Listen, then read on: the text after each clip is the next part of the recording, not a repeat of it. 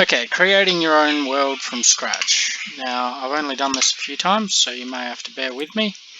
We lock our OneWorld mod, and then we go into our base map. So say we want to create an entirely new map. Maybe we've only got one snowy map, so maybe let's create some sort of frozen tundra map. So they have this lovely little link up the top of the map, which is base art, which you can use to create your maps. There's only a few in here. We can add in our own custom art if we want. I've saved a bunch of different ones that we could also use, but for the sake of the argument, let's just use their Snowy Drifts base map. Now we have a base map called Snowdrifts, and essentially we can edit this. So we can edit it and we can call it something else. So let's just call it Frozen Tundra, and then we can exit our edit mode, and then when we go next we should be able to find our Frozen Tundra. There we go. Here's a new Frozen Tundra base map. What's it got links to? That's the no. What does this have links to? Back to our base art and to Harbour Road. Funnily enough, let's just unlink those. Get rid of those. We want to create an entirely new map, so we'll start afresh.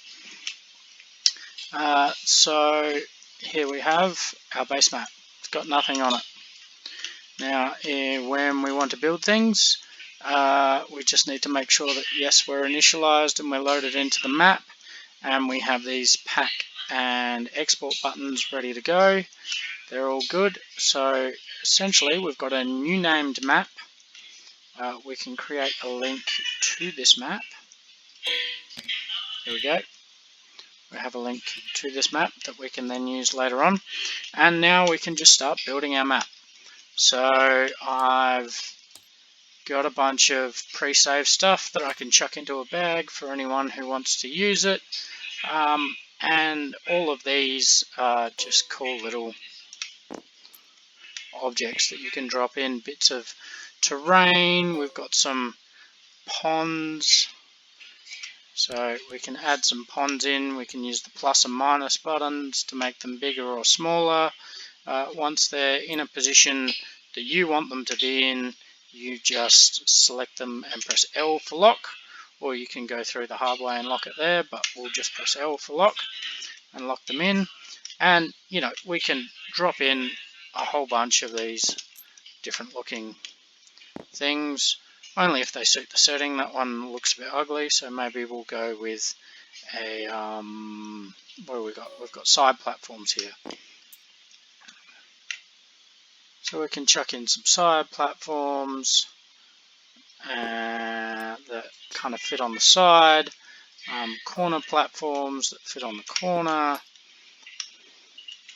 and these are all just little raised structures that you can use. They kind of have a different topography to everything else. Once they're in a position you like, lock them in. You can always change the color of the base image, either by going to color tint or using the custom image. Now this one doesn't have a custom image, and I guarantee you this one probably does. Yeah, so that's probably why they're both different colors. So if you just paste the image into there we go. We end up with similarly themed things. Now, what can we do with that? We can do a lot of things. We can start adding in some structures. So if I have any ice looking buildings, I have an ice bridge. So we can put a little ice bridge over our frozen pond. We can make it a bit bigger to actually go over the pond, or we can use this cool little tool over here, which is our gizmo, which not only moves and rotates objects when they're locked in, so you can push them into and out of objects, so you can merge objects together, but you can change the volume scale. So if I want to make our ice bridge longer, I just change the volume scale. It's pretty cool stuff. And if I want to put an archway on the bridge,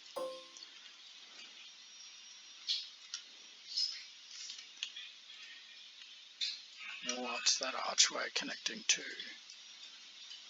There we go. You'll see it's a bit clunky and it's a bit wobbly, and it doesn't quite suit our needs. So if we make it smaller, it's still kind of going to sit there floating and wobbling around and stuff, and that's really annoying. So if we lock it in, we can use our little gizmo to just move it around. Make sure you've got the right thing selected. You can literally move it through and into objects. And then once you've done that, it's still floating a little bit. So I'll just bring it down. It can go into the ground, so you can have a low, you can have a high, whatever you want. Really cool little gizmo tool, that one. Again, we may not like the image. That doesn't actually have an image on it. And this one probably does. It does. So if we get rid of the image, there we go. We've got a kind of a yellow looking bridge. Can we go white? Maybe we'll...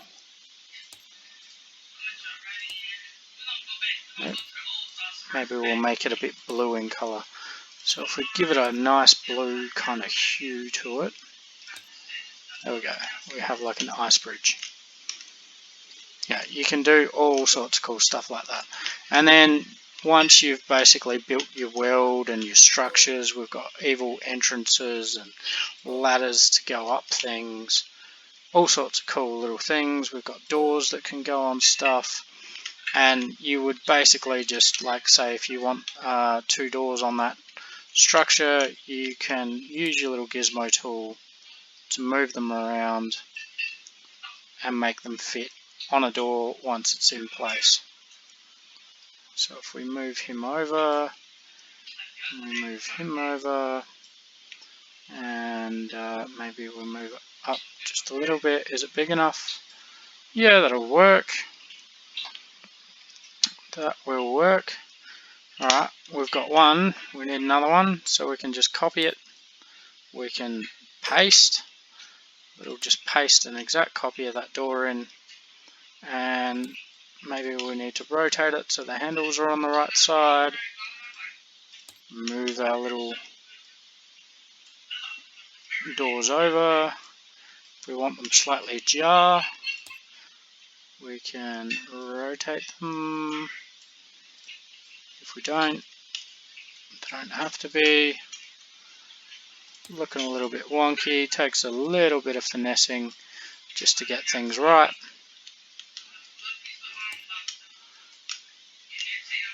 But it's all part of the creativity process. Good fun. Anyway, once you have your archway with your doors and everything else, and you've set up your buildings nicely, you can start dropping in decorations, you can drop in barrels, you can drop in skeletons, all sorts of stuff. Who knows, maybe we've got different piles of bones up here, and a few gnarly gravestones. So here's some tombstones. Drop in a couple of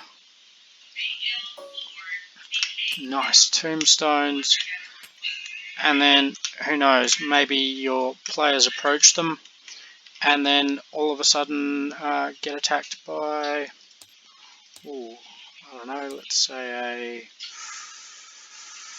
a living dead, a skeleton. Why not? They get attacked by a skeleton. So players approach, they see something, and then all of a sudden there's a skeleton here that can attack them at will.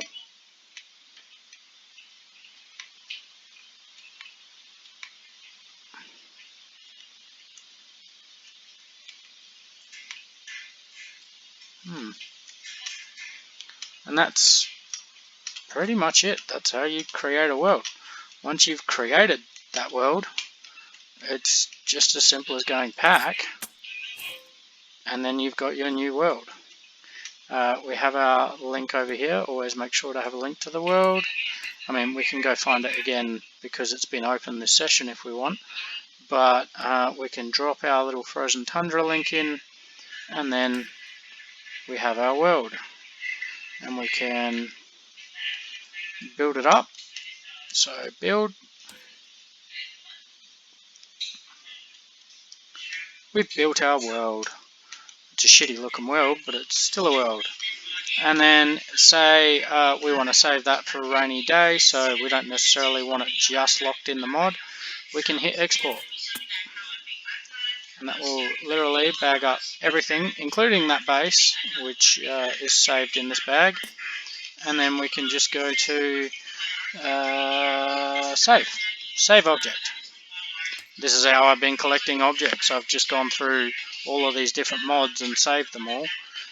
Save it in my exports as the frozen tundra, and there we have a bunch of different worlds, and that's pretty much it. You can always build it again. It still exists. It's not as if exporting it gets rid of it. It's still remembered in the mod, and then once you're done and dusted with it, you can just clear and end, and it's saved in your little baggies, but it'll always be there. So if we come up with a blank set, we can always just drop it back into the world. Done.